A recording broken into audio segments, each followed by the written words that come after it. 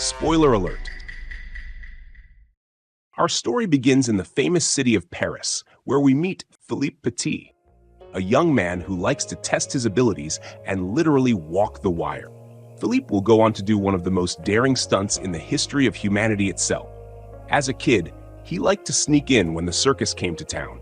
The circus was a place full of magic for him. He loved seeing the jugglers and the clowns, but amongst all the performers, his favorite were the tightrope walkers. His eyes would light up when he saw them walking high above the ground, so gracefully, so fearlessly. He wanted to float in the air like they did.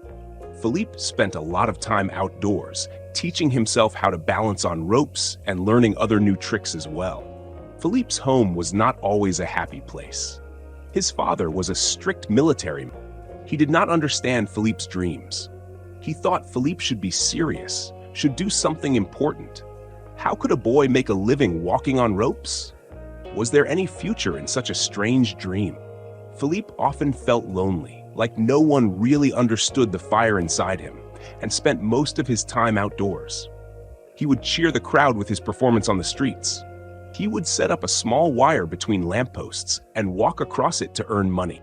The crowd would often gather around to watch his performance and throw coins into his hat. Living this way was hard. But he never thought of giving up. He believed his big break would come. And that big break begins when he accidentally broke his tooth in one of his performances. It hurt a lot, and while sitting in a dentist's office, Philippe picked up a magazine. That's where he saw it, his dream and inspiration that took all his pain away. On the pages were two huge buildings that were being built in New York City. These buildings were the Twin Towers of the World Trade Center. They reached so high into the sky that they looked like they could touch the clouds. As soon as Philippe saw the towers, he knew right away what he wanted to do. He wanted to stretch a wire between the two towers and walk across it. It was a crazy idea, something no one had ever done before. But to Philippe, it felt like destiny. It felt like the towers had been built just for him. To see how far he had grown as a tightrope walker, Philippe decided to sneak into a circus tent one evening to actually walk on the ropes where his childhood idols had walked. Philippe took a deep breath and took his first step forward, but then he was rudely interrupted by Papa Rudy. Panicking, Philippe decided to run away, but he realized that this was his chance to impress Papa Rudy. However, Papa Rudy was not easy to impress. He was tough. He didn't believe in silly dreams or easy shortcuts. Philippe knew who Papa Rudy was, so he went to visit him again and begged him to be his mentor. At first, Papa Rudy said no because he thought Philippe was too stubborn and reckless. But Philippe realized that he had much to learn, so he kept coming back and finally was able to persuade Papa Rudy by paying him for his lessons. Philippe Petit now had a mentor. One day, while performing in a park, Philippe met a young woman named Annie Alex. Annie was a singer. She had a soft voice and kind eyes. She believed in dreams too. She loved music the way Philippe loved the wire. The two became friends quickly. Then, slowly, they fell in love. Philippe shared his dream with Annie. Instead of laughing or telling him he was insane, Annie supported him. Together, they made a good team. As he got better and better, Papa Rudy started to test Philippe's abilities by giving him new challenges. The wire would get longer, and Philippe would fall a lot, but he would always get back up and try again. Falling did not scare him. Instead, it made him stronger. Under Papa Rudy's watchful eye, Philippe learned true discipline. As he got better, Philippe began doing even more daring stunts. One of these was to rope walk the Notre Dame Cathedral. Along with his friend Jean-Louis, they decided to sneak into the cathedral during the night to set up his cable. The crowd cheered as they witnessed the unthinkable in the morning. As Philippe and Annie celebrated this victory, he was reminded again about his dream. The Twin Towers construction was almost done. With his skills at their peak and his dreams reignited, Philippe and Annie were on their way to New York. Philippe began to plan. He knew this would not be easy. He could not just ask permission to walk between the towers. No one would ever allow it. They would say it was too dangerous. They would say it was impossible. But Philippe didn't believe in impossible, so he decided to do it in secret.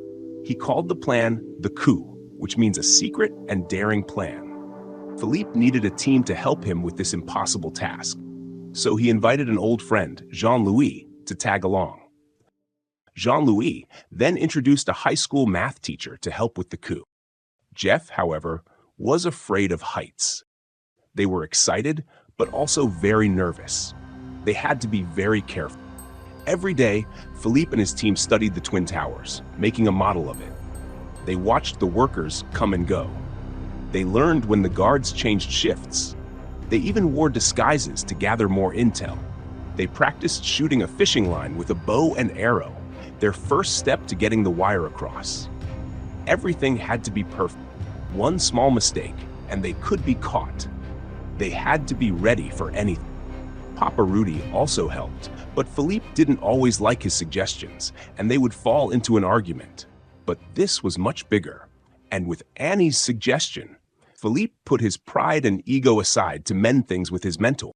Their bond grew stronger in the process, and Papa Rudy returned all of Philippe's payments to him, along with a gift to show how much he supported Philippe's dream. One day, as Philippe was doing his regular research on the tower, he accidentally stepped on a nail. Despite the pain, he still remained optimistic, but his girlfriend Annie was beginning to worry. Her concerns were beginning to annoy Philippe, and he began doubting himself too. Imagining himself building a coffin while sealing the equipment box, and even arguing with Annie for not supporting him enough. It was during this time of struggle when Philippe met another accomplice who actually worked inside the building. This gentleman happened to know who Philippe was from his famous Notre Dame stunts a few months ago.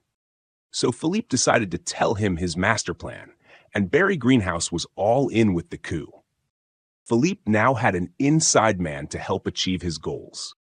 Another day, while the team went to buy a communication device, they encountered another Frenchman who owned the store. This was Jean-Pierre, and after hearing him speak French to them, Philippe invited him to the team as well.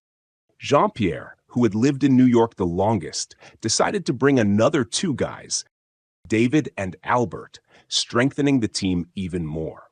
After months of careful planning and training, the date was set. The time had come for Philippe to fulfill his dreams. No more planning, no more doubting. It was time to push forward, and Annie gave Philippe one last hug before they entered the tower. They split into two groups. One would go up the South Tower, the other the North Tower. Philippe and his team disguised themselves as construction workers, trying to remain calm and confident along the way. The first obstacle arrived when the equipment box wheel broke. They would have to carry the equipment manually all the way to the top. And with the night guards coming for duty, the team grew more nervous. Concerns were raised, and one of them abandoned the mission in fear of getting caught. Hiding from guards, they worked through the night, using ropes and pulleys to set up the wire. They used a bow and arrow, as they had rehearsed, to get the wires across. Then, they used the fishing line to pull bigger and heavier ropes and cables across. The cable was heavy. At one point, the wire almost fell into the street below. It was exhausting, dangerous work, but Philippe and his friends never gave up. As the night went on, the sun slowly began to rise, and the city below was waking up. Determined to make his dream come true, Philippe worked tirelessly to fix every problem and secured the wire until it was perfect. Out of the shadows stepped a man. Philippe didn't know him. His heart froze. He wasn't part of the team. The stranger stood there. For a long moment, nobody moved. The air between them grew heavy. Philippe's mind raced. Was he a guard? A worker? Someone who would sound the alarm? The man said nothing. He simply scanned the surroundings. Philippe forced himself to stay calm. The man nodded politely. Then, without a word, the man turned back and returned quietly down the stairs. Philippe could only imagine what this mysterious man's thoughts were. With the city coming to life and the cables firmly in their position, Philippe Petit got ready for the final act. He wore black clothes and soft leather shoes. In his hands was his balancing pole. Taking a deep breath, the outside world disappeared from his sight. The city noise faded into quietness. All Philippe could see was the cable net. Philippe took one careful step. The wire felt alive, moving slightly in the morning wind. But Philippe trusted the wire. He trusted himself. He trusted the years of practice, the nights of dreaming, the endless days of work. With a few steps further, Philippe's friends who were waiting patiently below started noticing him. Annie was excited to see him, and she started yelling with joy to the crowd as she pointed up to the sky. More people stopped to look. Soon, a small crowd had gathered. They gasped and watched in awe as they witnessed Philippe crossing the towers on a strand of cable high up in the air. Philippe gave a peaceful smile as he walked expertly across the cable. All his struggles, his pain, gone at the moment. His balancing pole stretched wide in his hands, like the wings of a bird. The crowd clapped and cheered as he reached the other side of the tower. But wait, Philippe was not done. He needed to give these crowds a proper show like the true entertainer that he was. So once again, taking his balancing pole, Philippe stepped on the cable for another trip. Halfway across, Philippe paused. He knelt down on the wire, his feet visibly bleeding. He saluted the wire, the building, and the city. The crowd below appreciated the gesture. Then, slowly, he stood back up and continued walking, but the police had now reached the top of the tower. They begged Philippe to return, but Philippe's stubborn side kicked in, and he turned back to go to the other side again. Halfway across, Philippe realized the crowd below was gaining in number. So he knelt down to look at them and thank them. Then he continued approaching the other tower. But with police now arriving at both towers, Philippe had no choice but to turn back once again. With every turn, he would stop midway to look at the police and the sky above, appreciating the clouds.